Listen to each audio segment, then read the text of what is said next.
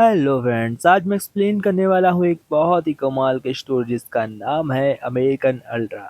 दोस्तों, इस मूवी में दिखाया गया है हमारे फेवरेट एक्टर कोलंबस को, जो बहुत ही खतरनाक एक्टर हैं। और इनकी एक्टिंग के बारे में मैं आपको क्या ही बताऊं। दोस्तों, कहानी स्टार्ट होती है और हमें दिखाया जाता है मिलिट्री के एक पुराने रिसर्च सेंटर को, जहाँ पर कुछ एक्सपेरिमेंट हो रहे होते हैं। उसी एक्सपेरिमेंट को माइक और बॉबी लैरसन पर भी किया जाता है, जो कि अभी एक शहर के अंदर नॉर्मल जिंदगी जी रहे होते हैं। हम देखते हैं कि माइक बॉबी लैरसन के साथ शादी करने वाला है और एक शहर से बाहर निकलने की कोशिश कर रहा होता है। लेकिन तभी उसे एक पानी की टैग आता है, क्योंकि वह इस शहर से बाहर नहीं जा सकता। उसके अंदर एक्सपेरिमेंट के दौरान एक कोड डाल दिया गया था कि वह इस शहर से कभी बाहर ना निकल सके।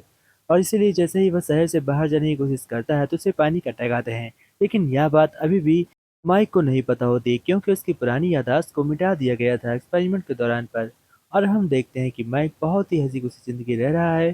तो उसका ज़िंदगी का एक ही मकसद है कि वह फ़ॉय लार्सन को कब अपनी पत्नी बनाकर उसके साथ अच्छी ज़िंदगी बिता सके। एक रात वो दोनों स्टोर पर होते हैं, जहाँ पर हम देखते हैं कि माइक इस स्टोर पर काम कर रहा होता है, यानी कि वह यही काम करता है। अब हम देखते हैं जब माइक यहाँ से निकल रहा होता है तो बहुत सी अजीब ड्राइंग्स भी बनाता है, जिसके दिमाग के चलते वह अपने आप को साबित कर रहा होता है। तो उसकी दिमागी शक्तियाँ बहुत तेजी से ग्रो कर रही होती हैं। इसके बाद हम देखते हैं सीआई वालों को। सीआई वालों में हमें एक आदमी को दिखाया जाता है जो कि विक्टोरिया के लिए काम करता था। और स्टार्टिंग में जो एक्सपेरिमेंट हो रहे होते हैं वह किसी और ने नहीं बल्कि विक्टोरिया ने कराए होते हैं। इसलिए विक्टोरिया चाहती थी वह किसी भी हालत में माइक को मरने न दे और उस पर पूरी नजर रखे। लेकिन तभी हमें विक्टोरिया के खिलाफ एक एडन नाम के बंदे को दिखाया जाता है। एडन ने एक नई दवा बनाई होती है, जिससे वह नए लोगों को ऐड कर रहा होता है और उसे पुराने योद्धाओं की जरूरत नहीं है। वह पुराने हुए एक्सपेरिमेंट में सभी लोगों को मारना चाहता है, जिसमें कि एक ये भी है जिसका नाम होता है माइक। अब एडन विक्टोरिया से बात करता है और कहता है कि सरकार मेरे साथ है। सरकार ने ऑर्डर दिया है कि पुराने एक्सपेरिमेंट हुए बंदों को सभी तरीके से खत्म कर दिया जाए। विक्टोरिया कहती है कि यह निर्दोष है। एडन से गुजारिश करती है कि उसे मत मारे, पर वह समझ चुकी थी कि यह रुकने वाला नहीं है। माइक और बॉबी लार्सन दोनों एक साथ होते हैं और काफी खुश होते हैं। वह दोनों हंसी खुशी सुबह स्टोर पर जाकर कुछ सामान वहां से लेने आए होते हैं, जहाँ पर हम देखते हैं एक और उसके दोस्त कुछ ड्रग्स डीलर होता है। उसका नाम रोज होता है। रोज बहुत ही अच्छा माइक का दोस्त था। अब हर रोज की तरह यहाँ पर भी रोज काम करने आया होता है। और तभी हम देखते हैं विक्टोरिया को। विक्टोरिया उसके पास आती है और आने के बाद एक कोड बोलती है, जिससे कि वह एक्टिवेट हो जाता है। यानी कि हमारा माइक पर विक्टोरिया को ऐसा कुछ भी पता नहीं चलता, क्योंकि उसके शरीर में कोई बदलाव नहीं हुआ होता है। लेकिन अब उसकी बॉडी बहुत ही अच्छी तरीके से काम करने लगती है। रात में उसे दो लोग मारने के लिए आते हैं, जिन्हें माइक एक चम्मच से बहुत ही आसानी से मार देता है। और फिर वह अपनी गर्लफ्रेंड को कॉल करता है, क्योंकि उसने मारने के बाद वह काफी घबरा जाता है। हम देखते हैं वो दोनों साथ में खड़े होते हैं और तभी वहां पर कुछ पुलिस वाले आकर उन्हें अरेस्ट कर लेते हैं। फिर माइक जेल के अंदर लार्सन से बार बार सॉरी बोल रहा होता है और उससे कहता है कि मेरा ये करने का बिल्कुल भी इरादा नहीं था। मैं नहीं चाहता था कि मैं उन दोनों को मारूं, लेकिन मेरे हाथों में पता नहीं क्या हो गया कि मैं अपने आप को कंट्रोल नहीं कर सका। लार्सन उससे बोलती है कि तुम्हें डरने की कोई जरूरत नहीं है, तुमने सेल्फ डिफेंस में अटैक किया है, इसलिए तुम्हें कुछ नहीं होगा। तभी हम देखते हैं कि एडेंट के द्वारा वहां पर और सीआई एजेंट भेजे जाते हैं, जो कि इसे मारने के लिए आए होते हैं। लेकिन यहाँ पर भी बहुत ही अच्छी तरीके से माइक और लार्सन मिलकर सभी को संभाल लेते हैं। वो दोनों बहुत ही आसानी से उन सभी एजेंट्स को मारने लगते हैं और एक एक करके वो सभी को मार देते हैं। इसके बाद वो दोनों वहां से भागने वाले होते हैं और माइक जाकर एक कार के अंदर बैठता है। तभी कार में फ्लैश हो जाता है।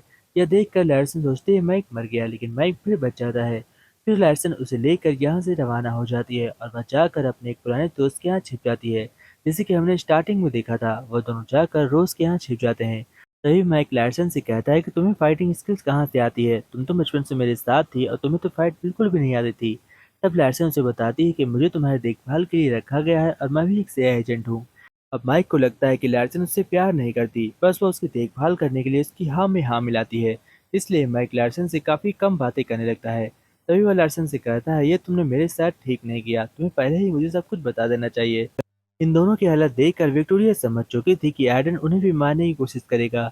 इसलिए विक्टोरिया अपने पुराने दोस्त को कॉल करती है और उसे ड्रोन से कुछ हथियार मंगवाती है। जैसे ही एडन को यह पता चलता है कि उसके एक दोस्त ने विक्टोरिया की मदद की है, वह उसे मारने की धमकी देता है, जिससे कि अब वह उसका दोस्त विक्टोरिया से कॉन्टेक्ट बंद कर देता है। अब विक्टोरिया के पास काफी हथियार आ चुके थे, इसलिए उसे कोई जरूरत भी नहीं थी। लेकिन तभी एडन एक चाल चलता है। हम देखते हैं कि वह सभी न्यूज चैनल पर एक ही वीडियो चला रहा था, जिसमें कि माइक और विक्टोरिया की फोटो थी। दोनों को बीमार बताया जा रहा था और उन्हें यह दिखाया जाता है कि जो जिसके साथ भी रहेंगे वो भी बीमार हो जाएंगे और बुरी तरीके से मारे जाएंगे। इनके अंदर एक इन्फेक्टेड वायरस घुस गया है। जिसकी वजह से सब काफ़ी घबरा जाते हैं और वह माइक को अपने पास आने से मना करते हैं। माइक के ही दोस्त उसे मारने की कोशिश करते हैं, इसलिए माइक उन सभी को मार देता है। लेकिन जिस जगह पर वो लोग फाइट कर रहे होते हैं, वहाँ पर एक अंडरग्राउंड बना होता है और अंडरग्राउंड होने की वजह से वहाँ पर बहुत सारी जहरीली गैस जो माइक को नहीं सूट करती हैं, वह उन्हें ले लेता है और माइक भी मर जाता है। तब विक्टोरिया फौरन जाकर अंदर से कुछ एजेंट से एंटीट्यूड लेकर आती है और उसकी बॉडी में इंजेक्ट कर देती है, जिसकी वजह से अब माइक जिंदा बच जाता है और माइक फिर से पूछता है, क्या तुम्हें ये सब कहाँ से पता चला?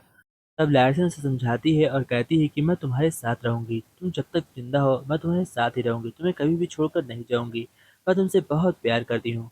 पर अब माइक को हंसी आती है और वह कहता है, मुझे कोई फर्क नहीं पड़ता। फिर वह जाकर एक कार के अंदर बैठता है और जैसे ही कार के अंदर बैठता है, वहां पर जोरदार फ्लैश होता है। इस बार माइक मर जाता है, ऐसा लैरसन को लगता है, लेकिन इस बार भी विक्टोरिया उसे बचा लेती है और माइक को लेकर एक सेफ जगह चली जाती है और माइक से कहती है कि तुम्हें कुछ नहीं होगा, तुम्हारे साथ जो एक्सपेरिमेंट हुआ है वह मैंने ही किया था और मेरा एक्सपेरिमेंट कामयाब है, ये मुझे बहुत ही ज़्यादा खुशी दे रहा है। तुम अब तक बहुत सारे सीआई को मार चुके हो जो कि काफ़ी माहिर थे, लेकिन तुम्हें कुछ भी नहीं हुआ है। इसका मतलब मेरा एक्सपेरिमेंट कामयाब था और तुम काफ़ी ज़्यादा एडवांस हो चुके हो। ये सब सुनने के बाद अब माइक को भी अपने ऊपर कॉन्फिडेंस आ चुका था और माइक विक्टोरिया से एक ही बात कह रहा था कि लार्सन कौन है। तब विक्टोरिया उसे बताती है कि लैरसन को तुम्हें इस शहर के अंदर कुछ दिनों के लिए छोड़ने के लिए भेजा गया था, इसके बाद उसे यहाँ से जाना था, लेकिन वह तुम्हारे प्यार की जाल में फंस गई और तुमसे प्यार करने लगी, इसलिए वह इस शहर को कभी भी छोड़कर नहीं गई और उसने फैसला किया कि वह जिंदगी भर तुम्हारा ध्यान रखेगी। इधर हम देखते हैं कि माइक बचे हुए भी सीआई को अच्छे तरीके से मार देता है, जो उसके ऊपर और विक्टोरिया के ऊपर अटैक करते हैं। फिर हम देखते हैं एडन को। अब एडन पागल सा हो गया था और सीधा एडन को कॉल करता है माइक और एडन को धमकी देता है कि अगर तुमने मेरा पीछे नहीं छोड़ा तो मैं आकर तुम्हें भी जान से मार दूंगा। यह सुनकर एडन घबरा जाता है और अपनी पूरी फोर्स को तैयार करता है। इधर हम देखते हैं कि एडन के पास लैरसन थी। एडन मैक्स से कहता है कि अगर तुम लैरसन से सच्चा प्यार करते हो तो तुम्हें लैरसन को छुड़ाने के लिए तुम्हें मेरे पास आना होगा और मैं तुम्हें मार कर लैरसन को आज़ाद कर दूंगा। यह सुनने के बाद माइक कहता है, ठीक है, मैं तुम्हें उसे बचाने के लिए आ रहा हूँ और मैं तुमसे जहाँ पर मिलने वाला हूँ मैं तुम्हें वहाँ पर बताता हूँ। वह अपने ही स्टोर में सभी को बुलाता है क्योंकि यह स्टोर उसके दिमाग में अच्छे तरीके से सेट था और वह स्टोर की सभी चीज़ों से वाकिफ था। वह स्टोर के अंदर कुछ जहरीली घासों को छोड़ देता है, जिसकी वजह से अब सभी को देखने में प्रॉब्लम होने लगती है। लेकिन यह एक पावरफुल आदमी था, इसे इसलिए कोई फर्क नहीं पड़ता। फिर वह ही करके सभी सीआई वालों को मारने लगता है, वह ही करके उन्हें चुन चुन कर मारता है। माइक की लास्ट फाइट लॉक्टर से होती है। लॉक्टर भी माइक जैसा एक सेम सुपर सोल्जर था, इसलिए वह उससे फाइट करने के लिए बिल्कुल परफेक्ट था। लेकिन माइक आसानी से उसे भी मार देता है और जैसे ही लॉक्टर मरता है तो वहां से एडन फॉर्न भाग जाता है और वह बाहर जाकर अपने आप को बचा लेता है। फिर स्टोर से माइक और लैरसन बाहर आते हैं। हम देखते हैं कि माइक लैरसन को प्रपोज करता है और लैरसन बहुत खुश होती है। वह उसकी रिंग को जैसे लेती है, पुलिस वाले उसको पर हाई डोज इंजेक्ट कर देते हैं, जिसकी वजह से दोनों बेहोश हो जाते हैं।